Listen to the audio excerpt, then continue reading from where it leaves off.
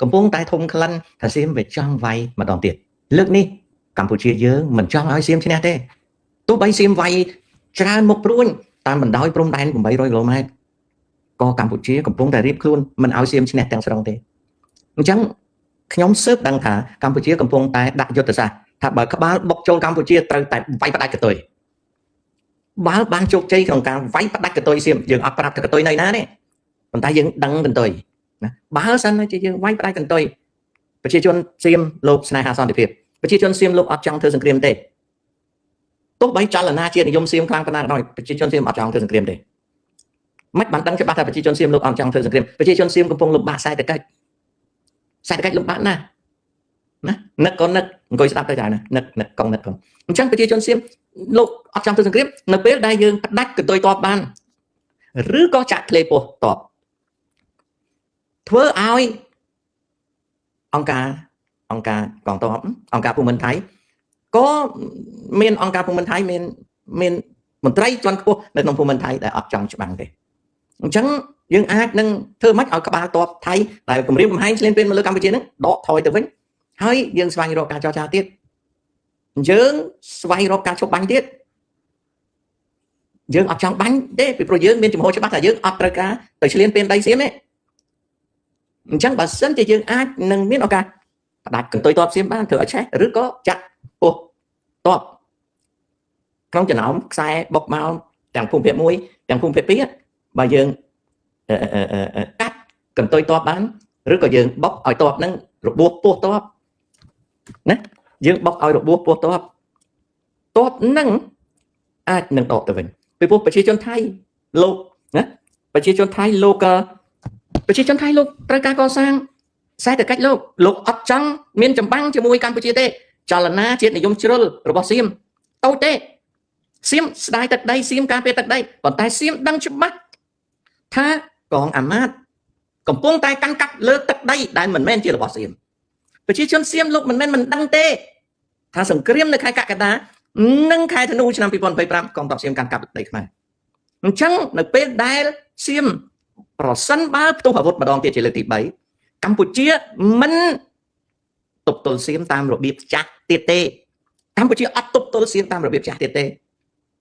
ណាអញ្ចឹងត្រឡប់ឡើងវិញធនាគារជាតិនៃកម្ពុជាកំពុងតែដោះស្រាយបោកសម្អាតចរន្តហិរញ្ញវត្ថុធនាគារដើម្បីនឹងទប់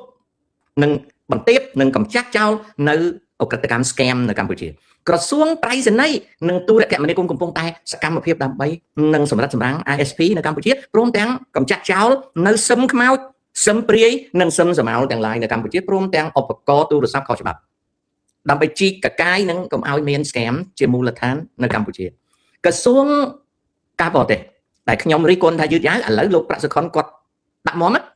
គាត់ឲ្យតំណាងបេសកកម្មនៃប្រជាណាចក្រកម្ពុជានៅអង្គការសហជីវជាតិសកម្មការងារគាត់ខ្លួនឯងសកម្មការងារមន្ត្រីអមគាត់ឲ្យឃើញមុខប្រមាណហ្នឹងគេសកម្មការងារហើយក្រសួងការបរទេសនៃប្រជាណាចក្រកម្ពុជាបានចេញនៅសេចក្តីថ្លែងការណ៍ជាញឹកញយមិនឲ្យសៀមកិច្ចផុតពីកំហុសដែលឈ្លានពានកម្ពុជាទេអញ្ចឹងខ្ញុំអត់មានរិះគន់ទៀតទេពីព្រោះក្រសួងគាត់ធ្វើក្រសួង3ទៀតខ្លាយទៅជាចំណុចយុទ្ធសាស្ត្រ3+3ដែលបានហើយនឹងកំពុងពង្រឹងកិច្ចសហប្រតិបត្តិការជាមួយនឹងសាធារណរដ្ឋប្រជាមានិតចិនគឺក្រសួងការបរទេសក្រសួងមហាផ្ទៃនិងក្រសួងការពារជាតិដែលហៅថារូបមន្ត3+3ដោយកូនលើកសួរអញ្ចឹងណារូបមន្ត3+3ពីតាម2+2តែឥឡូវនេះយើងអាចនឹងធ្វើបាននៅយុទ្ធសាស្ត្រ3+3គឺក្រសួងការបរទេសកម្ពុជាក្រសួងការពារជាតិនិងក្រសួងមហាផ្ទៃកម្ពុជាបូកនឹង3គឺក្រសួងការបរទេសចិនក្រសួងការពារជាតិចិនហើយនិងក្រសួងសន្តិសុខជាតិចិន3+3ដើម្បីពង្រឹងកិច្ចការនោះហើយកិច្ចសហប្រតិបត្តិការដើម្បីកាត់បន្ថយនិងកម្ចាត់ចោលនៅអក្រិតកម្ម scam នៅកម្ពុជាដែលមានចិនខលខូចបានមកបង្កើតបញ្ហានៅកម្ពុជាដោះស្រាយតាម3+3ហ្នឹងតាម3+3តែក្រសួងការពារជាតិក៏មានគម្រោងធ្វើកិច្ចការដែលខ្ញុំមិនលើកមកនិយាយពីព្រោះខ្ញុំមិនចូលចិត្តនិយាយរបស់ដែលមិនគួរនិយាយវាជារឿងរបស់ជាតិខ្ញុំអត់និយាយទេខ្ញុំជាមនុស្សម្នាក់ដែលបបាច់បបោចលោឡាភ្លីភ្លើប៉ុន្តែខ្ញុំអត់ភ្លីភ្លើជាមួយរឿងជាតិទេអញ្ចឹងក្រសួងខ្ញុំស៊ើបដឹងថាក្រសួងការពារជាតិកំពុងតែរៀបចំអ្វីដើម្បីនឹងការពារជាយថាហេតុបើសិនជាមានការផ្ទុះអាវុធឡើងវិញ ច្បាស់ជាក្បាលទ័ពរបស់ភូមិន្ទសៀមនឹងលុបចូលតាមបណ្ដោយព្រំដែន800 គីឡូម៉ែត្រមិនខានទេហើយយន្តហោះក៏នឹងអន្តរាគមន៍យើងប្រហែលជានឹងប្រឹងប្រែងទប់ក្បាលទ័ពមួយចំនួនតែយុទ្ធសាស្ត្រដែលខ្ញុំសង្ស័យឬក៏ខ្ញុំស៊ើបដឹងតិចៗគឺត្រូវធ្វើម៉េចឲ្យឆែកកន្ទុយទ័ពឲ្យឆែកខាងក្រោយវិញដើម្បីឲ្យដកក្បាលទៅវិញឬក៏បើសភាពការតម្រូវក៏ត្រូវតែធ្វើម៉េចចាក់ឲ្យធ្លាយពោះទ័ពដើម្បីឲ្យក្បាលទ័ពនៅនឹងឬដកថយសួរថាតើកម្ពុជាមានសមត្ថភាពទេបើតាមខ្ញុំស៊ើបកម្ពុជាមានសមត្ថភាពចុះសួរថាពីមុនវាមិនបានអត់មានសមត្ថភាពមិនមែនទេពីមុនវាមានចំណុចខ្សោយខាងកម្ពុជាចំណុចខ្សោយក្របព្រំសេវចំណុចខ្សោយសព្វពុទ្ធនិងចំណុចខ្សោយពិជ័យសង្គ្រាមរបៀបច្បាំងតែមនុស្សខ្មែរចេះរៀនមនុស្សខ្មែរយើងចេះរៀនពីបញ្ហាហ្នឹងមានន័យថា we learn from our failure from our mistakes and from our weakness យើងរៀនពីបរាជ័យយើងរៀនពីការឆ្លោះតូចយើងរៀនពីចំណុចខ្សោយរបស់យើងត្រៀមយើងធ្វើក្រសួងការពារជាតិគាត់ធ្វើកិច្ចការហ្នឹងជាកិច្ចការដែលអត់និយាយកើតតែគាត់ធ្វើអញ្ចឹងខ្ញុំសង្ស័យថាឬក៏ខ្ញុំអាចនិយាយថាខ្ញុំស៊ើបដឹងថាយុទ្ធសាស្ត្រដើម្បីទប់កុំឲ្យក្បាលទ័ពរបស់សៀមបុកជាយថាហេតុគឺត្រូវតែដាក់យុទ្ធសាស្ត្រលើកន្ទុយនិងពោះទ័ពហើយបើសិនណាជាភូមិន្ទថៃអាចយកប្រៀបបាននឹងផែនការបំរុងនៃកម្ពុជាក៏ត្រូវតែអនុវត្តធ្វើម៉េចឲ្យប្រជាជនសៀមដែលលោកស្រឡាញ់សន្តិភាពលោកតវ៉ានឹងរាជការសៀមដើម្បីឲ្យភូមិន្ទសៀមដឹងថាប្រទេសសៀមអត់ត្រូវការសង្គ្រាមយើងមិនឈ្លានពានដីសៀមទេយើងការពារខ្លួនយើងក្នុងបបហេតុអន្តរជាតិដឹងឮហើយយើងនឹងបញ្ជាក់ថែមទៀតថាអង្គើឈ្លានពានពិតជាបានកើតមានឡើងពីព្រោះយើងមានឧទាហរណ៍លើដែនគោកមាន AOT អីទៅពិនិត្យយើងក៏មានផតាំងបង្ហាញអំពីការបង្កើតទំនាស់ដោយការលុបចោល MOU 2001និងគម្រាមលុបចោល MOU 2000និងប្រកាសឯកតោភាគីថាប្រើតែផែនទី UTM base 1/50,000ដែលមិនមែនជាឯកសារសម្រាប់កតិកាអនុសញ្ញា1904និងសន្ធិសញ្ញាបារាំងសៀម1907ដែលជាឯកសារអន្តរជាតិដូច្នេះបើមិនព្រមគឺសៀមត្រូវដើរផ្លូវអន្តរជាតិកម្ពុជាត្រូវតែកសាងករណីនៅសមុទ្របើមិនព្រមតាម reconciliation ទេកម្ពុជាត្រូវប្តឹងទៅ ITLOS International Tribunal Law of the Sea អាហ្នឹងគឺជារបស់ដែលយើងធ្វើកម្ពុជាខ្មែរនៅព្រំដែនឲ្យតែវាហ៊ានហែកចោល MOU ឆ្នាំ2000ដាច់ខាតត្រូវតែជំរុញករណីហ្នឹងទៅឲ្យអន្តរជាតិទៀតថាខ្ញុំមិនមែនជាអ្នកឈ្លានពានគេទេយើងខ្ញុំជាជនរងគ្រោះដែលជនរងគ្រោះយើងខ្ញុំមានព្រំដែនហើយព្រំដែនដែលយើងខ្ញុំមានជាមួយប្រជាជាតិថៃឡង់គឺជាព្រំដែនអន្តរជាតិជា international borderline based on the convention of 1904 and the Siamese Treaty of 1907 ហើយយើងមាន process verbal យើងមានកំណត់ហេតុបើអបកុលព្រំដែននឹងវាខុសក៏យើងនៅមានបច្ចេកទេសវិទ្យាសាស្ត្រអាចរកឃើញបន្ទាត់ព្រំដែនមិនបានសៀមមិនព្រមទទួលអញ្ចឹងសៀមកំពុងតែរំលោភច្បាប់អន្តរជាតិសៀមកំពុងតែរំលោភច្បាប់អន្តរជាតិអាហ្នឹងអញ្ចឹងអាហ្នឹងអញ្ចឹងវាអត់លឿនដូចចិត្តយើងទេប៉ុន្តែមិនមែនជនរងគ្រោះតែកម្ពុជាជាជនរងគ្រោះហ្នឹងអង្គុយស្ងៀមទេមិនអង្គុយស្ងៀមទេណាអូពីមុនខ្ញុំរិះគន់រដ្ឋាភិបាលប៉ុន្តែលើកនេះយើងបាត់ទឹកដីដោយអង្គើឈ្លានពាននៅពេលដែលយើងបាត់ទឹកដីដោយអង្គើឈ្លានពានខ្ញុំត្រូវងាកមកនិយាយអំពីរឿងទឹកដីឲ្យបងប្អូនស្ដាប់រឿងយកមកវិញប្របាត់ណារឿងយកមកវិញប្របាត់ប៉ុន្តែត្រូវមានការយល់ដឹងចាំមួយthángអីតាឥឡូវចេះច្បាប់ទៀតបើតារស់នៅក្នុងប្រទេសមហាអំណាច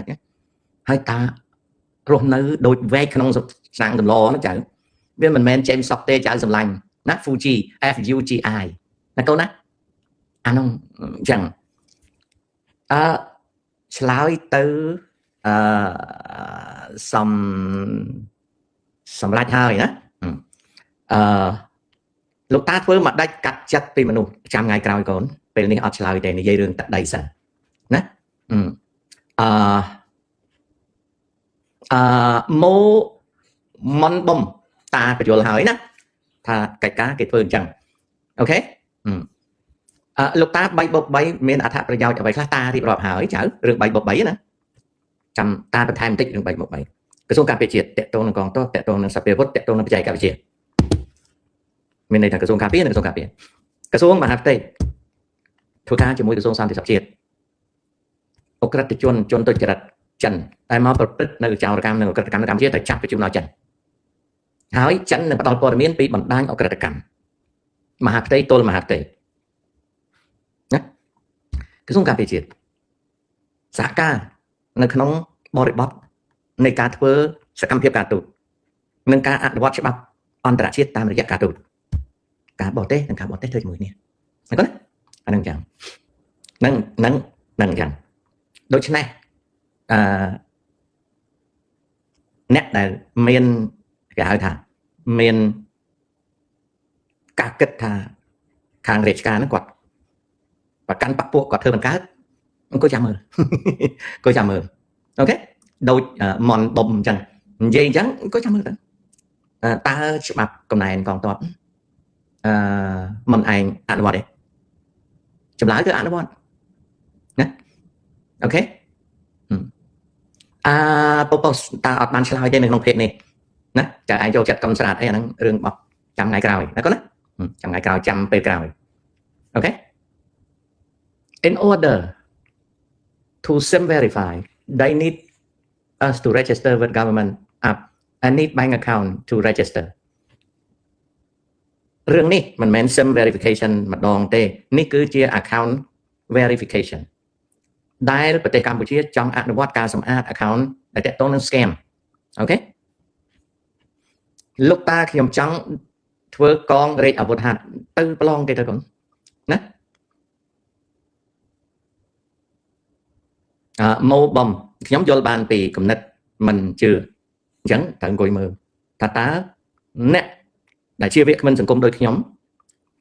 កំពុងធ្វើអីអង្គុយមើល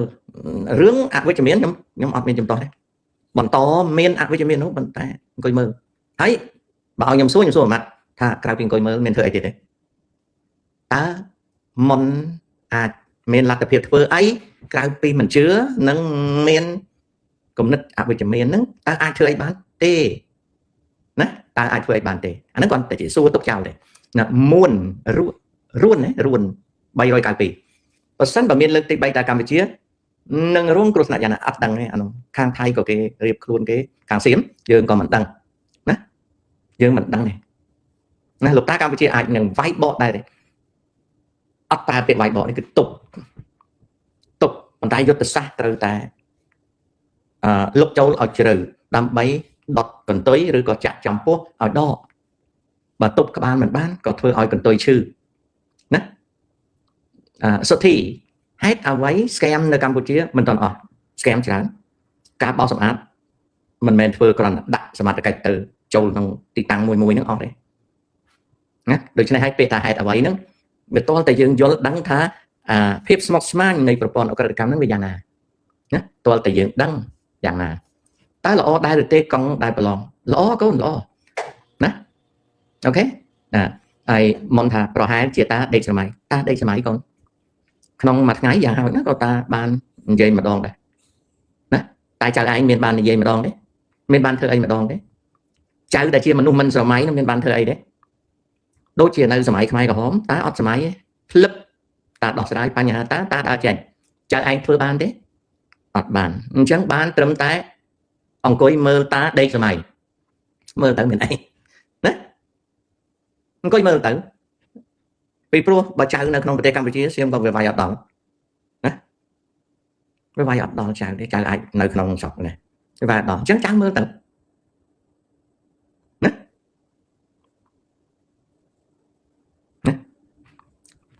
ទន្ទឹមគ្នានឹងយើងលើកបញ្ហានៅពេលចេមសុកលើកបញ្ហាចេមសុកបានបញ្យល់ឧទាហរណ៍ចេមសុករិះគន់រឿង scam ចេមសុកបញ្យល់ពីរបៀបកាត់បន្ថយនិងគ្រប់គ្រង scam ចេមសុកនិយាយរឿងឆ្លៀនពៀនទឹកដីចេមសុកនិយាយប្រាប់ពីរឿងផ្លូវច្បាប់បើមិនជឿលើផ្លូវច្បាប់សួរខ្លួនឯងតើមានស្អីបើអត់មានទេទុកឲ្យតាសម័យទៅណាអូខេ ទុកឲ្យតាសម័យវិញតាសម័យមួយថ្ងៃ3 4 5ដងតាអត់ប្រកាន់កូនឯងទេកូនឯងអង្គុយដេកមើលតាទៅមានអីលីហុងហេតុអ្វីស្រុកខ្មែរសម្បូរ credit officer ម្លេះអត់ទេចេះតែនិយាយមានប៉ុន្មានអ្នកមានប៉ុន្មានសែនអ្នកហើយគេធ្វើអី credit officer គេធ្វើអីណាចាឯងមិនដឹងហើយចាឯងមិនក៏បើវាសម្បូរឲ្យគេវាបានប្រាក់កម្រៃច្រើនចាឯងមិនក៏មិនចូលធ្វើការទៅចាឯងអត់ចំណេះមែនទេបើចាឯងអត់ចំណេះកុំនិយាយធនាគារឬក៏ក្រសួងហិរញ្ញវត្ថុឬក៏ការិយាល័យហិរញ្ញវត្ថុគេមិនដែលយកមនុស្សទៅឲ្យធ្វើការជា credit officer ដែលជាមនុស្សអត់ចេះធ្វើការទេមិនមែនជារត់ទេវាជាឯកជនភាគច្រើនគេតែជួលមានលុយមានការអញ្ចឹងយើងគាត់ទៅសួរតែយើងដឹងចំនួនប៉ុន្មានទេហើយដឹងតែគេធ្វើការអីទេចេះទេ credit officer គេធ្វើអីខ្លះគេរៀនអីបានគេទៅធ្វើ credit officer ឬក៏មនុស្សអត់ចេះអីដើរចូលធ្វើបានបើគេដើរចូលធ្វើបានចាឯងមិនបានចូលធ្វើបានណាអូខេចាឯងស្គាល់ដែរ credit officer គេធ្វើអី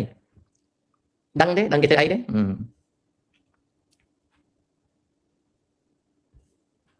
ខ្ញុំជាមន្ត្រីនគរបាលម្នាក់ប៉ុន្តែពេលនេះខ្ញុំបានសម្រេចចិត្តដាក់ពាក្យធ្វើការតាម EB3 ព្រោះគោលបំណងគឺចង់ឲ្យកូនទៅ99% គេបោក 99% គេបោកអ្វីដែលជាការឃោសនា EB3 នៅកម្ពុជា 99% បោកសឹងតែអាចនិយាយថា99កន្លះគេបោកអូខេខ្ញុំប្រាប់បានតែប៉ុណ្្នឹងឯងក្នុងនាមជាខ្មែរចាស់ម្នាក់ខ្ញុំប្រាប់បានប៉ុណ្្នឹងអូខេអញ្ចឹងខ្ញុំជំរាបលាហើយខ្ញុំវិលមកជួប3នាទីទៀតជំរាបលា